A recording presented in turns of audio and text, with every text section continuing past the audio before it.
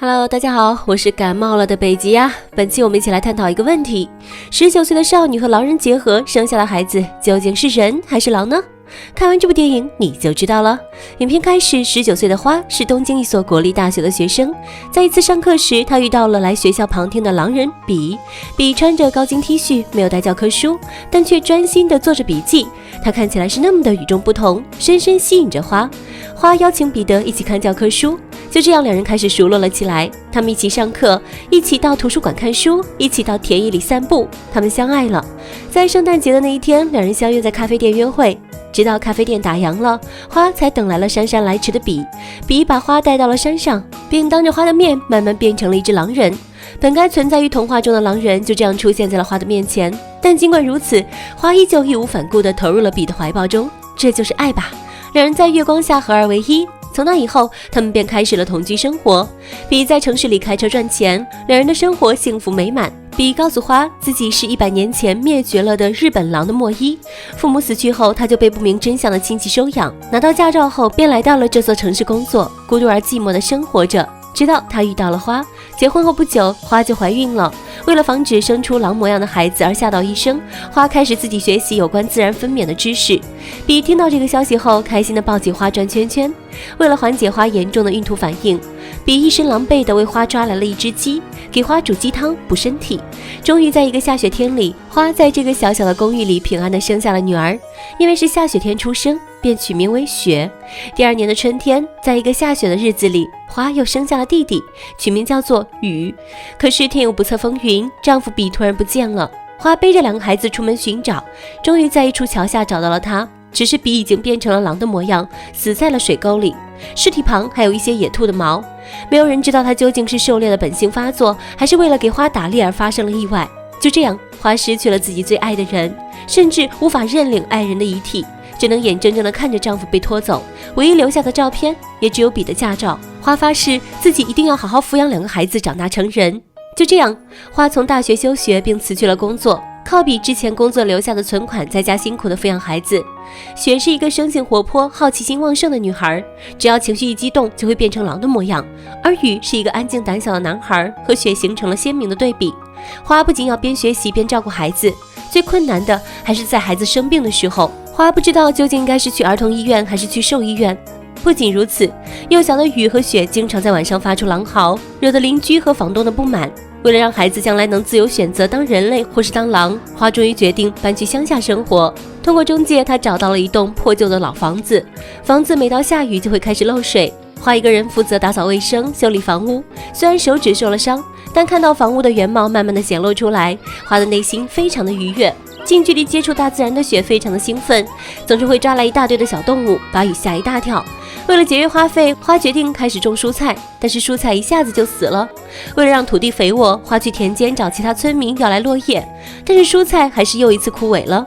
正巧九七爷爷路过，花便上前打招呼。虽然九七爷爷说话不好听，但他是个好人。他给花送来了薯种，一步步教花种植蔬菜，总是会路过来看看花的情况。终于花的菜苗开始茁壮成长，而他也因为种地黑了一大圈。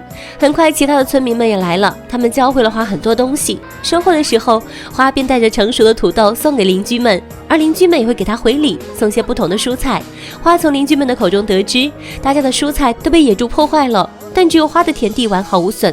不仅如此，九七爷爷还给花送来了大冰箱，让花更好地储存蔬菜。很快冬天来了，雨和雪快乐地在雪地上奔跑。在狩猎时，雨不慎掉到了水里，幸好雪及时把雨救了上来。看着全身冰凉的雨，花是多么的害怕，抱着雨，害怕雨会和爸爸一样在水中死去。从此雨就像变了一个人。春天到了，雪也长大了，她非常想和其他孩子一样去上学。花答应了，但嘱咐雪不能在别人面前变成狼。虽然一开始雪很不安，但时间久了便喜欢上了上学，还交上了要好的朋友。一天，花带着雨去超市，偶然发现森林公园正在招募自然观察员工作。海报上狼的照片吸引了花，虽然工资很低，但是花还是决定在森林公园里工作，带着雨一起学习森林和野生动物的知识。而雪在校园的生活出现了一些问题。当其他女孩子们摘花朵编花圈的时候，雪却把蛇抓在了手中。当其他女孩子们炫耀漂亮的首饰时，雪却喜欢收藏小动物的残骸。雪为自己和其他女孩的不一样而自卑，她下定决心要做一个温柔的女孩子。于是花给雪做了一件漂亮的连衣裙，才让雪没有被其他女孩子孤立。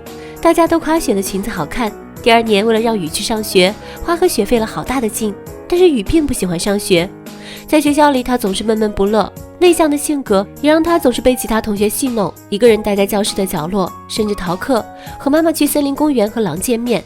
不久后，雪的班级里来了一个转学生藤井。藤井见到雪时，问雪是不是养过狗，他觉得自己闻到了野兽的味道。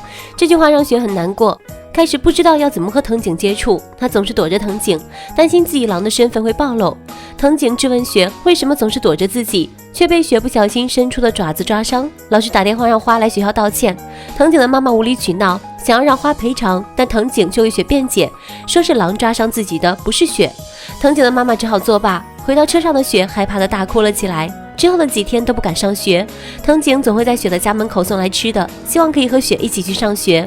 花趁雪去朋友家玩的时候，把藤井邀请到了家里。他问藤井讨厌狼吗？藤井说算不上讨厌。几天后，雪和藤井便和好了，两人开始一起去上学。而雨逃课的频率却越来越高，他总是去山里和老师见面。雨的老师是一位成年的狐狸，他是掌控这片山的老大。从老师那里，雨学会了如何在山里全速奔跑，如何打败比他还要庞大的敌人，如何作为一头狼在大自然中生活。他热爱山里的生活，胜于人类的世界。雨劝雪和他一起向老师学习狩猎的技巧，但是雪一心只想成为真正的人类，对于山里的一切没有兴趣，还指责雨不去学校上课，两人因此大打出手。花也开始对雨的改变感到不安。在小学最后一年的夏天，下了好几场大暴雨，雨的老师腿部受伤了，可能不久后就会死去。雨决定代替老师照顾山里的一切，但是花不同意，他求雨不要再去山里了。虽然对于狼来说10岁就已经成年了，但是在花的眼里，雨不过只是一个10岁的孩子。尽管如此，雨还是会在晚上趁花睡着后偷偷跑去山里。这天暴雨如期而至，学校宣布下午不用上课，让家长们来接孩子们回家。花正打算带着雨一起去接雪的时候，却看到雨只身离开了家。他跟着雨跑上了山里，却不慎从山坡滚下昏倒了。另一边，学校里同学们都被爸爸妈妈接走，只剩下藤井和雪两人偷偷躲在教室里。藤井的妈妈因为再婚，肚子里已经有了小孩，没有时间和精力继续照顾藤井。藤井告诉雪，他以后要离家出走，自己打工养活自己，就算一个人也能好好生活。明明是个孩子，却说着成熟的话，虽然听起来有些好笑，但这些都是藤井的真心话。雪很羡慕藤井能够说出自己的心里话，终于雪也说出了自己的秘密。他在藤井的面前变成了狼的模样，并告诉藤井，当初抓伤他的狼就是自己。藤井没有露出惊讶的神情，反而说自己早就知道了，他会帮雪保守这个秘密。雪感动落泪，他决定融入人类的生活。另一边，雨抱着昏迷的妈妈下山，花在昏迷中梦见了比。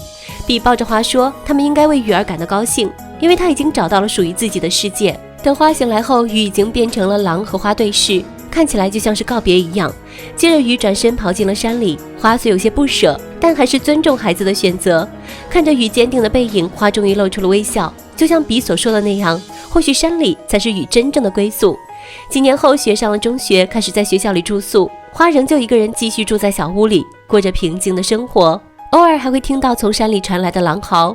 这时候的他便会看着比的照片，开心地笑了起来。他知道雨在树林里快乐地生活着。这是一部温馨又治愈的电影。母亲在养育儿女的过程中成长，儿女也在妈妈的呵护下成长，并选择了自己的道路，共同构筑了人类与狼人的童话，同时也将亲情与长久深刻于脑海，久久无法褪去。本期的节目就到这里了，感冒的我，你们喜欢吗？小伙伴们，下期再见，拜拜。